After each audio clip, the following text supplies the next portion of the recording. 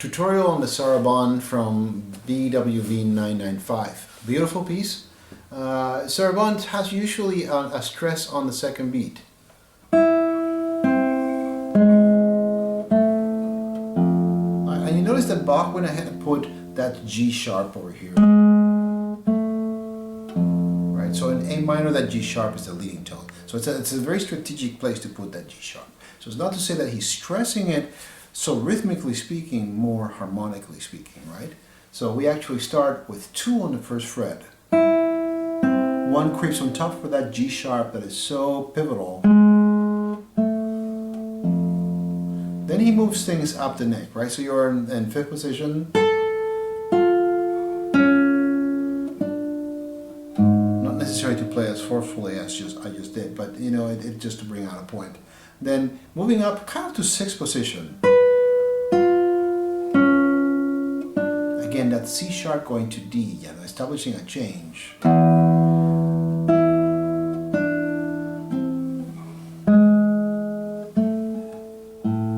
Right, so that's the first opening statement. You have 3 questions and then an answer. Question 1.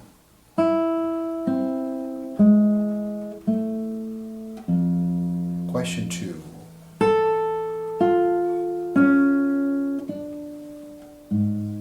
Question 3. More insistent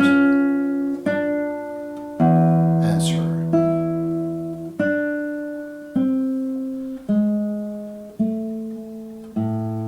Critical in many ways to hold on to the C if possible. Right? It is from the 5th fret to the 1st fret. Not quite impossible. Your natural stretch is from the 1st fret to the 4th. You know, so it's just a bit of a stretch, but it's quite possible, right? And then the next line has a little bit more action. You have a half bar. Jump also that you are in kind of a 3rd position. You're grabbing the B flat here on the 6th fret, descending, you know. So the B flat in many ways your blue note. So. Right, I did not mute the bass. You actually should almost right away on the 2nd beat mute that bass. Right, you're finding yourself here on 2nd position, give or take. Right, a little bit of a stretch, right, to connect everything. So the trouble happens when you are going from one string to another and you're trying to connect lines, right? For example here. Sorry. Right? So if you abandon that D and you go straight away from the G, you're going to lose that connection. So the best thing to do is to overlap that. Right? Not let go of the D until you have plucked that G. Then you stretch. Now this is what I call a propel fingering. You're grabbing the F here on the 1st fret with the 2nd finger so that your index finger propels you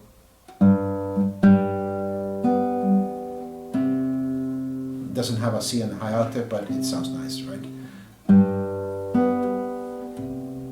Right? Bach many times did what is called a style brisé, the broken style, where you, instead of resolving, which is what we expect to hear, right? So you still have that resolution. Here comes the second part of it. You start in 2nd position. Question. Right?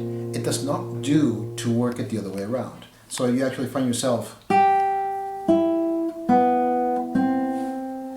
have to turn your hand around quite drastically, right? So if you prepare yourself to actually land here on the 1st fret again with the 2nd finger, this will facilitate that, right? Index finger grabbing the B flat.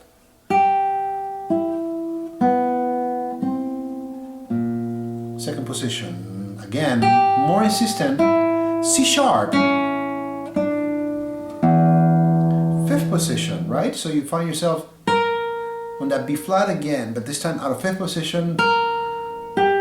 Then immediately you travel to 6. He hasn't marked in the score to use 3. You can. The reason why he's using 3 is because 2 was down here, right?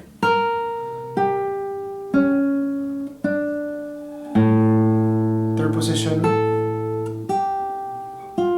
stretch to get to second position, not an impossible stretch, that one's coming later. Then out of first position,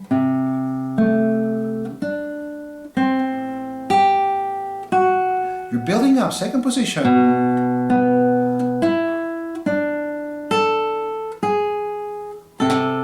now here comes a hinge bar. Hinge works like the hinges of a door, right? You're doing something like this, right? So in this case, on the third measure of the fourth line, you're going to pivot on your second finger as you let go of your pinky on the fifth fret.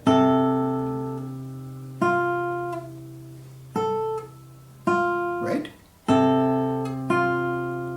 And then you close your hinge as you bring your pinky to that D sharp. Then you lift your hinge. You're still holding on to that F natural.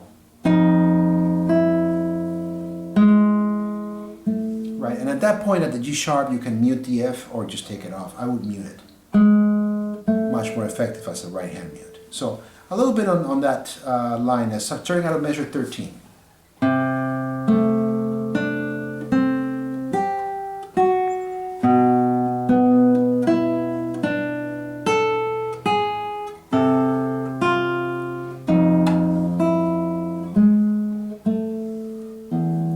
Then you jump out of fourth position, then immediately move up to fifth position. Now remember when I said you have a stretch that is nasty? Grab that D sharp here on the third string, 8th fret, right? As you play the open E that follows that, right, you have the F sharp on the 2nd fret.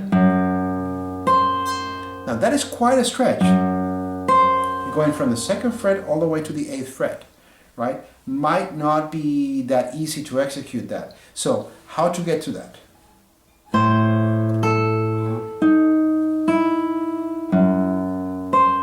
Right, and then you actually can bring your pinky in.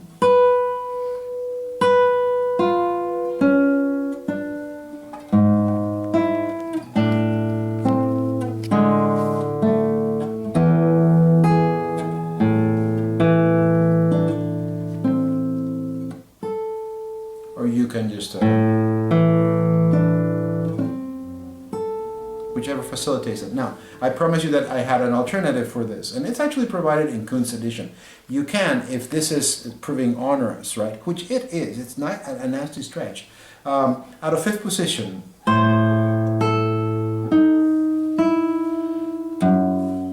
it's not the best. You have to really catch this side of your thumb, right?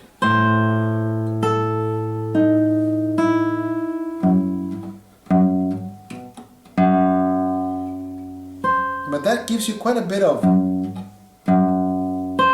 the bass is a little bit muffled because you're not using the very tip of the finger. Could be practiced to be more effective.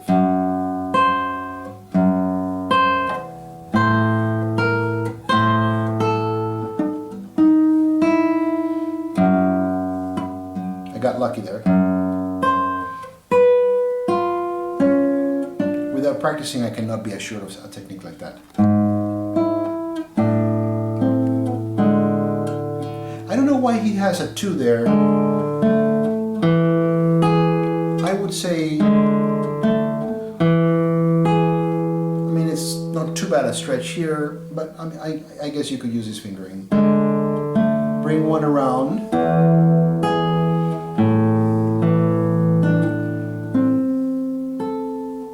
Right, so it's delayed gratification. As you actually are coming out of this dominant,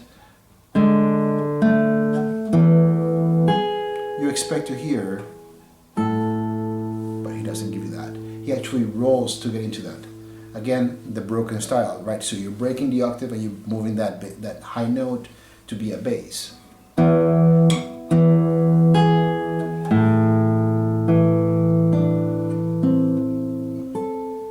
Much more of a subdued arrival to the A. Again, delayed gratification. A beautiful piece.